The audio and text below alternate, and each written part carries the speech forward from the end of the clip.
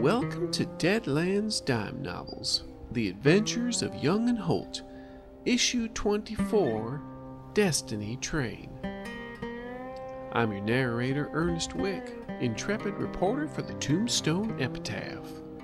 In this issue, Young and Holt, along with the now rescued Regina the Red, are hightailing it out of Fargo, courtesy of the Iron Dragon line headed straight toward Deadwood, which, coincidentally, is where our posse needs to be. But this may not be a leisurely ride. No time to waste, so let's see where they're at. You've made your plans for how you're going to do this, and now you've all gotten on the train. The train has pulled out, and everyone's on there, and Fargo is fading away in the distance, and you're on the caboose car. We'll get to you in a second there, Joshua. But Porter, you were on a car further up. Yes. Probably we'll say it's a passenger car. And Regina was indeed waiting there. As you jumped up, she looked at you with this shocked expression on her face, just in light of everything that has happened throughout this whole thing. She stares at you momentarily, she slaps you across the face, then there's a pause, and then she plants a big, huge kiss on your face. Then she pulls away and looks at you.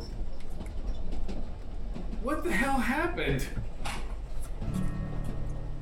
Well, you were gonna be... Yes, I know. Thank you. I thought you were more careful than that. I thought it was going to be a lot easier than that, and it wasn't. You know better than to steal from them openly. Well, I guess things got a little bit rough after somebody abandoned us. I told you I wasn't gonna do that. Yeah, but I told you that you were the linchpin and you were put in a safe position. Nobody was going to have to worry. Nobody was going to be shooting at you. You weren't going to have to worry about shooting at anybody. You just needed to be the bait. We were going to take care of everything else. You make it sound like I only care about my own life.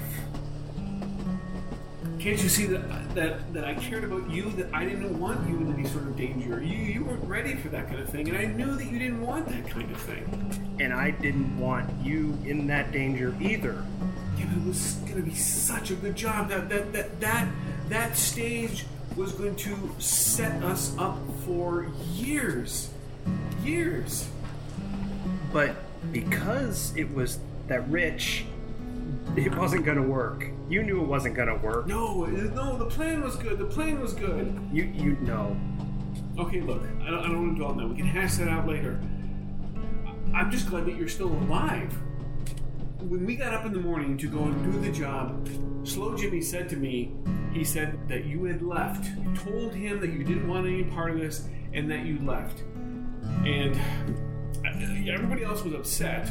I calmed them down. He came up with a backup plan, and it didn't work. Let's just leave it at that for right now. But you're okay. How did you even find out what happened to me? Where have you been? Well, it was in the papers. Huh. Yeah, well, that makes sense. I got off the train at Albert Lee. And then I was there for a little while and was working my way north. And you made it here. Who did you get to help you? You'll like him. Okay. Yeah. Alright, so what do we do now? You're going to Deadwood? I'm going to Deadwood. Am I going to Deadwood with you? I didn't expect to be on this train. I expected to be dead right now. Do you want to go to Deadwood with us? We have a job. You do? I do. Does it pay well? It's paying exceptionally well every time I win a game. Ah, you're doing cards now. Kinda. Is that what you've been doing to get by? Well, that's where most of the money came from, yeah. So you're just stealing in a different way. I'm winning in a fair game of skill. Do you bluff? I have taunt. I don't have bluff. I don't know why. Why did I pick taunt over bluff? Make me an untrained bluff roll. Is that a -2? That'd be D4 -2, yes. How about a -1? -1. You say that, she cocks her head. Whatever. That's fine. As long as you're making money. That's the important thing. I ain't never been to Deadwood before. It's not a nice place. That's what I hear. This might be fun. Alright then. I guess you're in charge this time. That's when I go pale a little. I'm gonna lean on Joshua a little more here.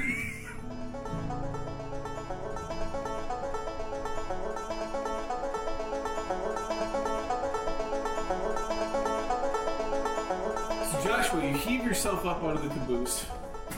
Lean it up against the railing. I get on the back, basically back up against the caboose and kind of slide down because it's got that little platform on the back. And just kind of made it. Look at the tomahawk that's still in my hand. Bare knuckles that I barely got a hold of as I was running for the train. Tie that off my belt and then kind of just look up at the door to see if there's anybody staring out the window at me. Yeah, you look up at the door, and as you're looking up, you've secured yourself. The door just kind of slowly opens, and this elderly Asian man comes out, and he's probably maybe in his late 40s. You can see flecks of gray in his mustache, but he's well dressed in a, I guess, what not a train porter type of person might wear. No hat or anything. And he just kind of steps out. He looks at you, a little confused, as you're kind of sitting there. I'll reach down and basically hold my hand to my side, and I'll pull my hand away with some blood on it, and I'll look up at him, and it would appear that I've been shot, and I don't think this is my seat on the train. No, this is not your seat on the train. Do you need help? Obviously, you need help. Do you need help up? Yeah. And I'll play up the old bit and the wounded bit and add in a little dizzy wobbly, which will be easy on the train. Alright. Yeah, he brings you into the caboose and he sets you down, and there's one other individual in the car with him. And he looks at you and he starts speaking in Chinese to the other, the person who helped you, and he's speaking Chinese to the other guy. He goes and he grabs down some bandages and whatnot. He helps get your coat off and everything, and he looks at you. What happened back there? And he points towards Fargo. I was there to watch a hanging. Shooting started. Then there were these stampede and explosions went off. Saw the train and thought, need to get out of here. How did you get on here? You're not a passenger? Nope. Seeking refuge. Oh. Starts wrapping the bandages around. He gets around and he says, "Oh, wait." And then he says something, and the other gentleman hands him some clear liquid bottle. Not whiskey, but will still work. He starts pouring it on the wound. Oh, I think I should to offer you a drink first. I don't do this very often. Snatch the bottle out of his hands. Take like a huge chunk. It is chunk. It's vodka. And then he kind of dabs the wound and begins to bandage it up. So you're not a passenger. Afraid not. Messed that up right away. That's no, I can pay because it was unexpected. You can pay or can't pay? Can. Okay. What's a ticket run? And I'll reach into my vest pocket and pull out all the money I have there, which is $13. Okay. And I'll be like, the two of them start speaking Chinese very rapidly back and forth to each other. Make me a spot check. Or notice, I'm sorry, spot check. What the hell? This isn't D&D. I don't think D&D's had spot in ages. Don't they have spot anymore? Well, maybe they don't. It's just perception. Perception. Oh my gosh. And now I don't even know what I'm playing. So with the -1 from the wound and the -1 from the fatigue, on the 2 I rolled, I got a 0. Got a 0. Perfect. All right. So you don't notice this. They're speaking rapidly back and forth, and he looks at you and says, $10 should do. Count back 3, hand them the rest, stick it in my pocket. You can lay here if you need to. Much obliged. And then they have a little table there. They're playing some sort of game on there, but then they kind of go back to their own business. All right, so Porter. Okay, so what's our plan then? What are we doing? Right now, the train's being robbed. Okay. We're still up on the roof, right? Yes. Let's say that you're on the roof. It's a cargo car that you both got on. Okay. Not by us, by someone else, so that we could use it as a distraction. Oh, hey, yeah. And right. I was thinking we just get down on the train, pretend we're passengers, do our usual thing, and take it to Deadwood. They're gonna have to stop at some point for the bandits to get off. Little hide and blend, huh? Yeah. Okay. All right. And as you said, the train, you could feel the train start to begin to slow down. All right. Well, we better get onto the passenger car. Let's do this. I like the suit. That's new, isn't it? Yeah, my last one didn't survive. Oh. It's good to see you again. It's good to see you too. So you make your way as the train begins to slow. You can also feel that the train start to slow down. The two of them start speaking again. The younger of the two, he goes... As one of them starts to head out, I'll be like, wait. Might be bandits. I'll take care of it. Wait here. And I'll pull one of my guns and be like, no. And I'll get off the train. But you're hurt. Wait here. It's safer. As you go out the door, you can hear them. They're talking in questioning tones to each other, like whether or not they should believe you. You're not sure, but you just shut the door and keep walking. Yeah, I don't speak foreigner. So the train slows, and the wheels squeak, and it comes to a stop. Jump down, or you're looking down from the cargo car that you have. You can see down the passenger car. You look off in the distance, and you see a long camera shot. And we can see this tiny little dust cloud kind of making its way. You figure it's probably Saul coming with the horses.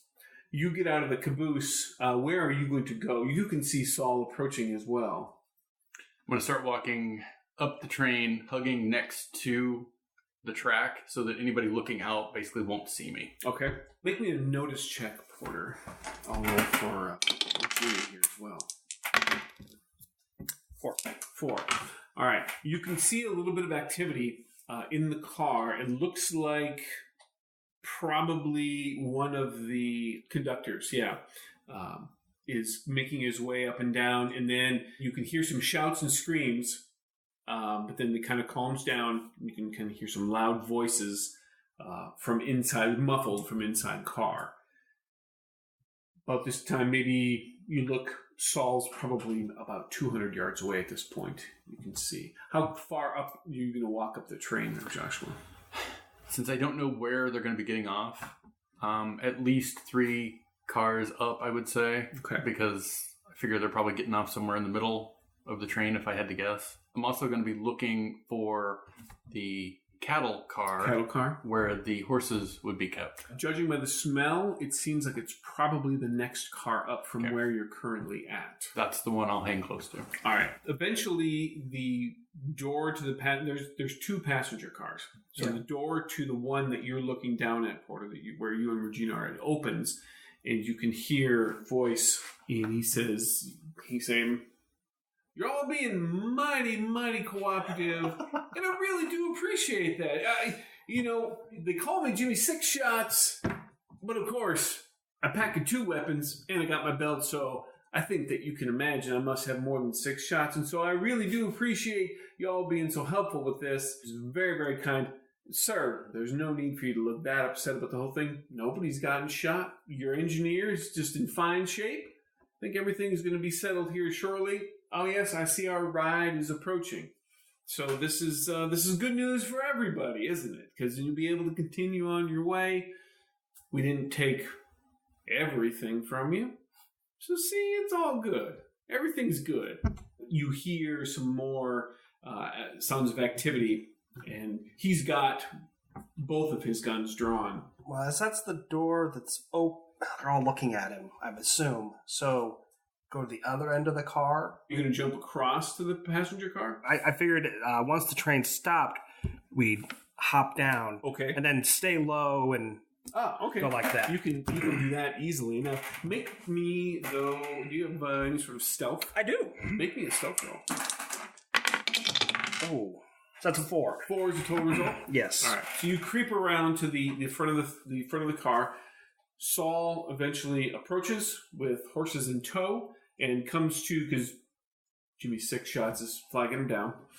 And you can see it. You're not that far away. I'm slowly opening the door. Okay. Reaching in, kind of trying to pull that ramp out and keeping cattle and horses in so that we can load our horses on. All right.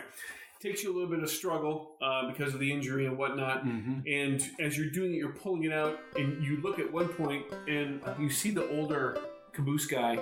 You can see his head kind of poke around the edge of the caboose, and he's just watching you as you... I'm loading a horse instead of stealing a horse. Yeah, and you put the thing down, and then, the horses go up into... And he's just watching you, just staring. You load up Red Jet and Buckshot. And our other 2. And the other 2. Okay. He has no idea what's going on. He's very confused. Is he a robber? Is he a guy who got shot? Why is he loading a horse? And so I'm telling Saul, as he's riding away, Jimmy and the other 3 come out and start getting on the horses.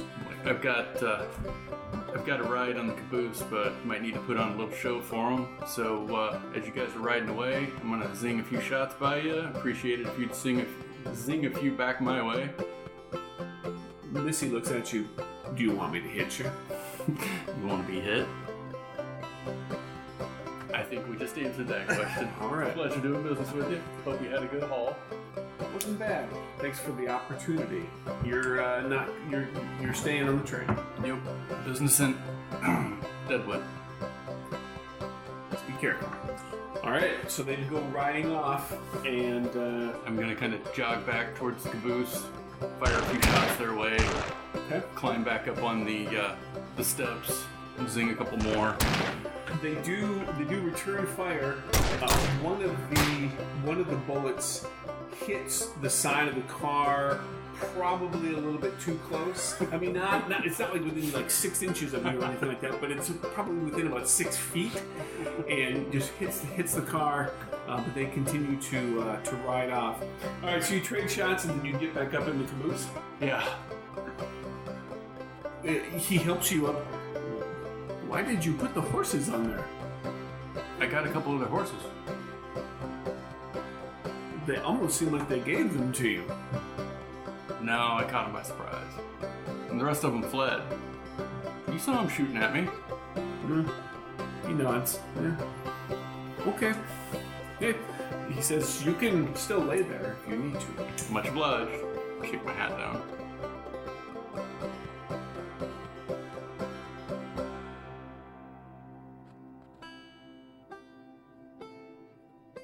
So, Porter, you and Regina come around to the other side of that passenger car. You go to try and make your way in. Make me a stealth roll. What is your knowledge trains? D4. I'll let you have +2 to the die roll. Yep. Since you have done this maneuver before. It's good, because I needed it, so I rolled the exact same thing. Oops. Regina did quite well. Okay. Apparently. Excellent. So, the 2 of you come up. The door actually is still partially open, and so you're able to slide in. Everyone is still, you time it just right, where everyone is either still looking, and as soon as you hear the gunshots go off, and then for sure everybody starts, all their attention is drawn to the windows, which gives the two of you the opportunity to just slide right in and plop your butts in two different seats. Okay. Because there were some people that were standing up, and you basically sneaked right by them and sat yourself down. Once everything gets a little bit back under control, the conductor goes through, everyone just sit down. I think they're gone. I think everything should be okay. I'm going to go up front, and we'll get the train going. But everyone, please, just stay calm. He leaves the passenger car. Everybody goes and sit back down. And this woman, she sits down next to you, and she busts out her fan, and she's just rapidly fanning her face. That was scary. It was awful. She puts her hand to her throat. Are you okay? I'm okay, yes. But it made off with my necklace. I'm so sorry. What did they take from you? From me? Oh, they got this pocket watch of mine. Oh. I'm so sorry. That's sad. At least nobody got shot. Yeah. Truly vile individuals. How could they do such a thing? It happens more often than not. If this wasn't such lawless territory, things would be so much safer out here. This is ridiculous. There should be more military out here. There really should. This kind of thing. And it's bad enough that we're heading into the territory that we're heading into. That's scary enough as it is, but I was always afraid something like this would happen, and it did. I'm glad that you're okay. I'm glad that everyone's okay for that matter. I hope they got one of them in those last shots. Yes. Yeah. I wonder who was shooting at them. Must have been somebody hidden or something. Maybe there's someone. Maybe they have a hidden guard on here. I mean, this is dangerous territory, like you said. Well, it is. I know that the Iron Dragon is supposed to run a very, very tight and secure train. This kind of thing isn't supposed to happen very often. Dangerous territory. Yes. All right. And she just goes back to minding her own business and fanning her face. And then you hear just slowly the train lurches within the next few minutes and begins to take off and go on its way.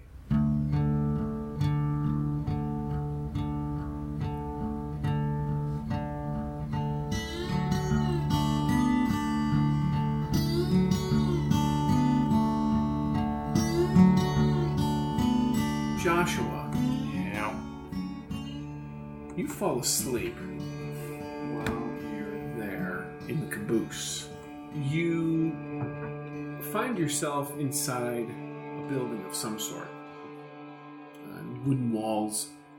It's dark, a vaulted ceiling. There's a glow from a fire, though for some reason you can't see the flames, but there's a glow from a fire somewhere. You're standing there, and you can see a little bit of the wall, of a wall, from the glow of the fire, but there's also a bed there as well. And for some reason, the bed looks very familiar.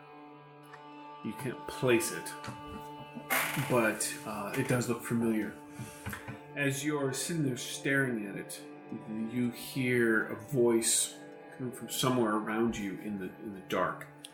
It's an older woman's voice. And she says to you, in a very mocking way, "It's your story, Porter. It's your story, Porter. Oh, Joshua. Why do you lie to him like that? He's just a boy. But I guess it's what you do. It's certainly what you've done." On the edges of the glow, you can see this woman, the source of the voice. She kind of walks into the glow. She's slightly hunched. She's easily visibly Sioux as far as her dress is concerned. The one part that is very weird about it is her face. It's almost as if it's blurry, or if it's shifting between two faces. And she says, "You're going to do it all over again, aren't you? You're going to destroy a life for someone that you care for." And now, I'm gonna make you destroy another life to save that first one.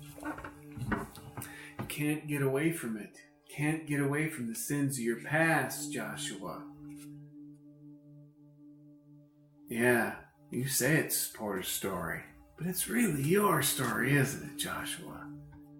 At that point, I'll kind of wake up screaming, "No!" You could say that to her, but you don't wake up yet. Okay. And you try to move away from her, but it doesn't seem to.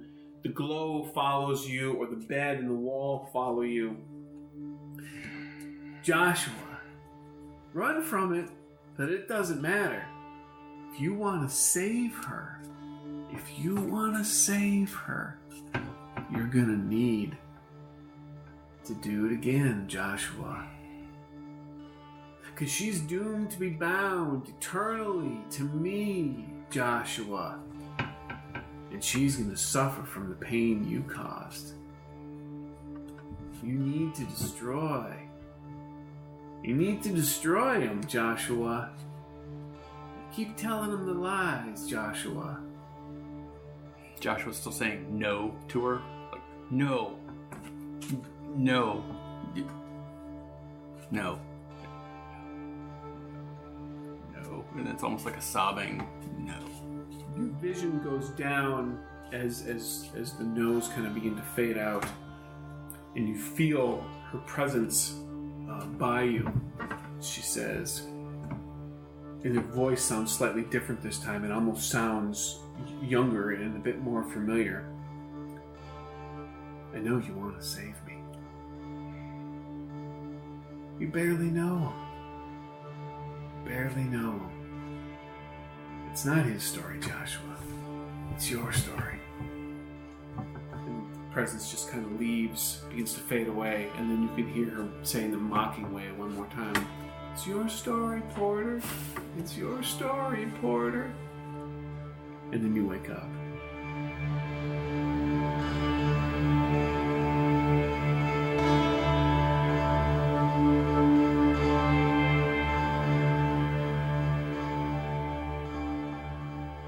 Porter, you're sitting there, and unfortunately, you're separated from Regina by about 2 or 3 seats, and the passenger car is full, and despite any efforts to get yourselves to sit together, nobody's either able or willing to move for whatever reasons. The conductor has come through. You've done your dodge in regards to the tickets, and both of you are safe in that regard. You eventually also doze off, and you start to kind of have a recollection sort of dream where you're remembering the time just maybe only about a month and a half ago, when you all were sitting around a table in a saloon in Minneapolis, and Regina was laying out the details of the job. You're there, Regina's there, Slow Jimmy, and then 3 others, Brett, Kelly, and Langdon. Regina's saying, okay, it's easy. Remember, this is how it's going to go. Porter, there's a bag on there. She pops open the top of the bag, and you can see priest's clothes in there. You're going to be dressed up as the injured priest. You're going to be there on the trail. You're going to be wounded. Now, normally, the Wells Fargo coach, when it goes by, they don't give 2 shits about anybody, especially if they got this much money in there. But they're always going to stop for a wounded priest. All you need to do is just get him to stop for a preacher. That's when we'll take care of everything else. Brett, Kelly, Langdon, myself, will come in from the sides. Slow Jimmy, he's going to have the horses, because honestly, Slow Jimmy, sorry, that's about all you can handle. But that's good. You need to handle the horses. Porter needs to make them stop. Are we all good on this? All you need to do, and remember, everybody good? All you're going to need to do, Porter, I don't want you shooting at the riflemen up top. I just need you to just plug one of their horses, because as soon as we come out, they're going to take off. You just got to plug one of the horses. That's all you got to do. That horse is going to rear up, or if we're lucky, if you got a good shot, that horse is going to go down. That stage isn't going to go anywhere. And then we'll come in, we'll take care of them. They ain't going to shoot at you. They're going to be too busy with us. Plus, you'll be able to hide amongst the horses. You're good at that, Porter. we're all good, right? And everyone around there says, yeah, they're all good. Good. Tomorrow morning, all right? Let's get some shut-eye. Porter, you can stick around. It's all right. We'll finish our beers. We'll catch the rest of you later. They all kind of leave. Slow Jimmy just kind of slowly walks out. You're sitting there just with Regina, and she says, "You're good now, right? I know this isn't like anything else we've done before, but I'm telling you, Porter, I'm telling you, this will be good. This is gonna set us up. This isn't gonna work. It is gonna work. Why do you keep saying that? Because they're not going to stop. A wounded preacher on the trail? You're good at lying, Porter. You've been able to lie to everybody once or twice, and they all believe you. But not Wells Fargo. No. A wounded preacher, Porter. Think about it. We got the blood and everything on you. They'll stop. They'll at least slow down. And that's all we need. You plug a horse, and as soon as that happens, the rest of us are going to come out. I'm gonna miss. I don't think you'll miss. I mean, I know that you haven't shot a gun a lot, but I mean, the horse is going to be right there, Porter. Right there about to trample me. No. We'll keep you off to the side. We'll keep you off to the side enough. You guys got to put on a show. But then they're gonna shoot me. Nobody shoots a preacher. That's just bad luck. I mean, come on. No, I mean after I shoot their horse. They'll be too distracted. This isn't gonna work. There's too many. You can't. It's not gonna work. She reaches over and she puts her hand on your hand and she gives it a reassuring squeeze. It'll work, Porter. Let me tell you. You go. And she takes a last pull of her beer. You go. You get some sleep. And tomorrow, our train hopping days are going to be over. And you're going to be set for life on this one. We'll take this money. We're in a big city like this. We'll leave. We can go back to Chicago. You've never seen Chicago before. We can head out east, take this money. Or if you want to go see West. You say you always want to travel, want to go see things, see the world. Let's go. I've heard great stories about places like Tombstone and Denver. Let's go out there. We'll have the money. We can leave the rest of these guys behind. We really shouldn't do this, Regina. This is way above us. Porter, you gotta believe. You can do, Porter, I've seen you do some things that I ain't never seen. Remember those time when we hopped that one train that was south of here, and I thought for sure that guard, he had a bead on you, but it was like he looked right past you. I could see you plain as day, but it was like he looked right past you. I don't know how that happened, but you're special. If you think that, take from me, nothing about this feels right. It's just... I think you just got the jitters. You got the jitters. Look, go get some sleep. I'm gonna go get some sleep. Tomorrow morning, it's gonna all... You're gonna be singing a different tune tomorrow morning. She gets up, she gives your shoulder a little squeeze, and it lingers a little bit longer than what it normally had in the past, and then she goes upstairs.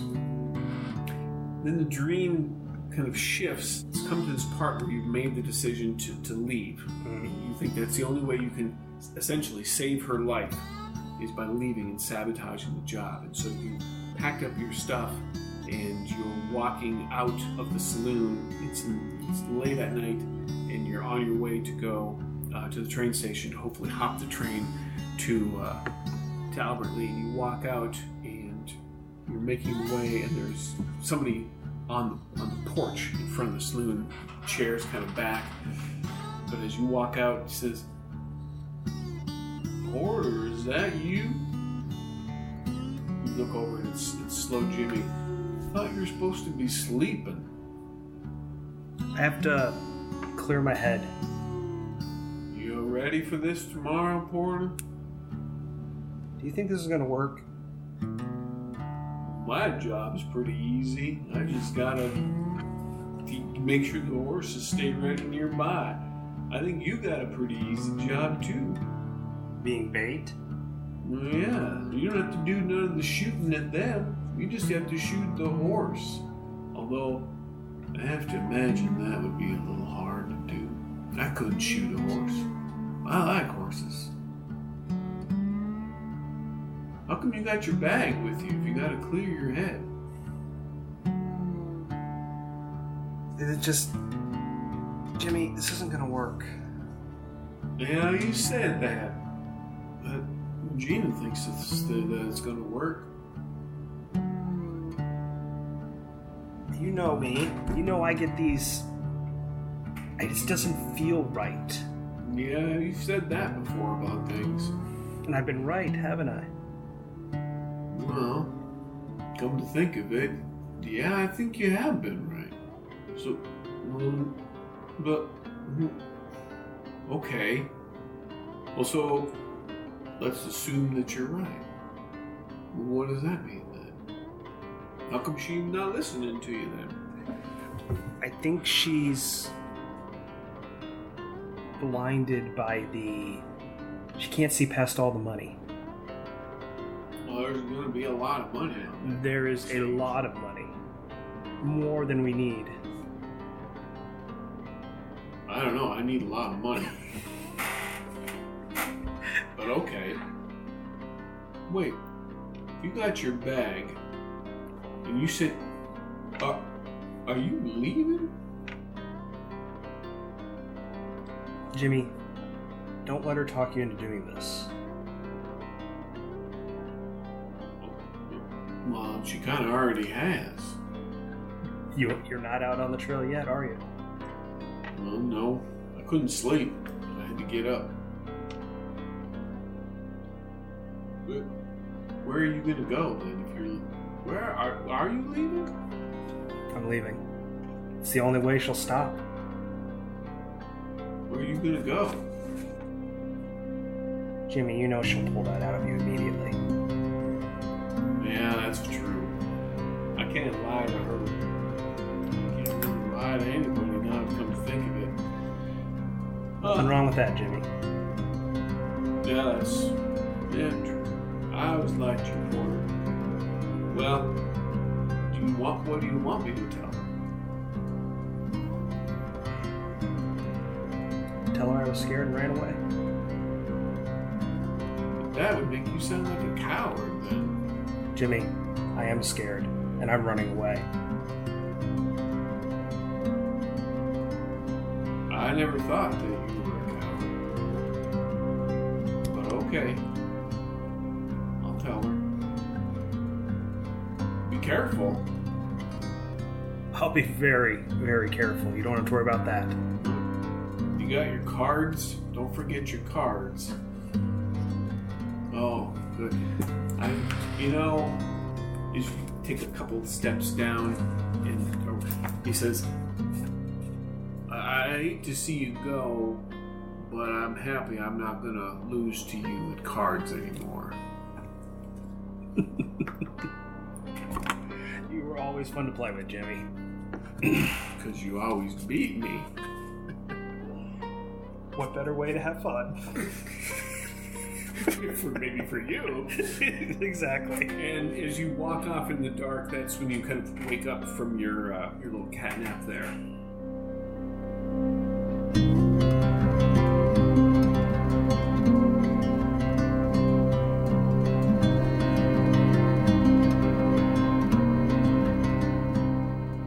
Train continues for another several hours. So in the caboose. In the caboose. Is it only the two guys? It's just the two guys. Nobody coming or going? At one point during that time, there's a jiggering of the lock or of the door handle, and they look and they speak to each other, and then the older one goes to the door, and the younger one comes kind of to where you're at and sits like by your feet in such a way, and he kind of adjusts himself a little bit to block the vision. Okay. And the older guy opens the a door, and he begins speaking to someone there you can't quite see, but he's speaking in Chinese, and his tone sounds very apologetic at first, but then he just goes into regular conversation. The younger of the two looks back at you and just kind of puts his finger to his lips. What are you gonna do? I'll just nod and okay. tip my hat back down. The older one speaks for a little bit, and then it looks at one point like the door is going to open a bit more, but then it kind of goes back to where it was. My hand may go to my hip a little bit, just in case. But... Okay. All right. But then the older guy starts speaking a bit more fast, and eventually then just the door shuts. And there's maybe about 10 or 15 seconds, and then he locks it again. And then he turns back and looks at you, just kind of smiles, and they go back to playing their game. Okay. I'll pull my pipe out, start packing some tobacco at one point, and just kind of keeping my eye on them and the door. After you light up the pipe, the older one looks at you. He says, everything's fine. Do you mind? I'll pull out the buffalo skin tobacco pouch, toss it to him. The two of them take out a pipe of their own and begin sharing it between themselves. Thank you. This is good. I'm gonna have to get a new blend in Deadwood. You know any good smoke shops? Oh, you need tobacco? I do. He scribbles on a piece of paper and hands it to you. Yang Yijin. Go see him in Chinatown. He have all kinds of tobacco for you. And other things. Uh-oh. So by default, you now know more than me about Deadwood, so you're our guide.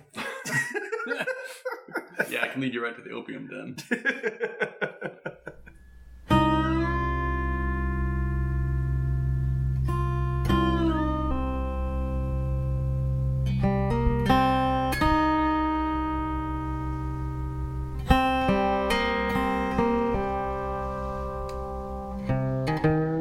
Looks like Young and Holt are about to come not only to Deadwood, but also to terms with a variety of issues. We'll get a closer look at what some of those may be in our next issue, Welcome to Deadwood. The part of Joshua Young is played by Brent Rich, Porter Holt is played by Brad Smith, and your intrepid Marshal is played by Chris Hussey. Deadlands and Savage Worlds are the property of Pinnacle Entertainment Group. Learn more about their great games at their website, peginc.com. And of course, thanks always to our friends at Fear the Boot. Support their Patreon at patreon.com/feartheboot. Intro music provided by the Eaglestone Collective. Porter and Regina's love theme provided by Gunslinger Andy. Contact information for the cast as well as music links can be found in the notes on our website, youngandholt.com. If you enjoy these issues, please consider dispensing a lovely 5-star review on wherever you do listen from. Please search for Fear the Boot Actual Play. It's kindly appreciated. I'm Ernest Wick for the Tombstone Epitaph. And remember, don't be unhappy if your dreams don't come true. Be thankful that your nightmares don't.